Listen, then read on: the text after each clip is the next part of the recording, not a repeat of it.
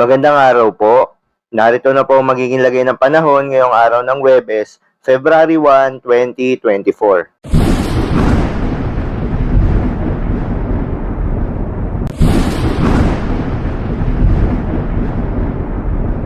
Sa kasalukuyan nga at ayon sa Pag-asa, Northeast Monsoon o hanging amihan ang patuloy na nakakaapekto sa Visayas at Mindanao.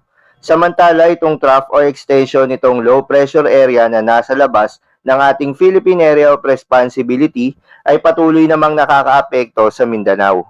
Huling namataan itong low pressure area sa layong 130 kilometers south of General Santos City.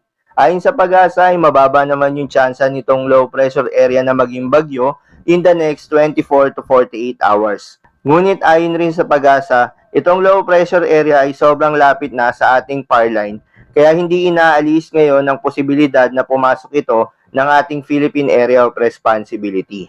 At para naman sa lagay ng panahon ngayong araw ng Huwebes dito sa Luzon, inaasahan sa Metro Manila at nalalabing bahagi ng Luzon ang partly cloudy to cloudy skies condition na may mga tsansa ng mga mahihinang pag-ulan.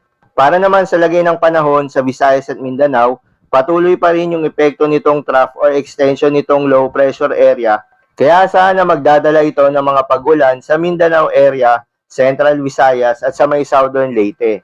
Paalala ng Pag-asa, mag-ingat po sa mga banta ng pagbaha at pagguho ng lupa kapag katamtaman hanggang sa paminsan-minsang malalakas yung mga pag-ulan o kapag may mga intense rains tayo. Para naman sa nalalabing bahagi ng Visayas ay asahan ng partly cloudy to cloudy skies, ngunit posible yung mga mahihinang pag-ulan. At sa nalalabing bahagi naman ng Central Visayas, posible yung mga localized thunderstorms.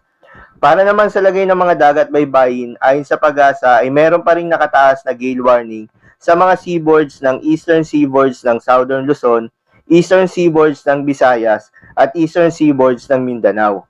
Paalala ng Pag-asa ay huwag munang pumalahot yung ating mga kababayang mangingisda at yung may mga maliliit na sasakyang pandagat dahil inaasahan ng maalon hanggang sa napakaalon na karagatan.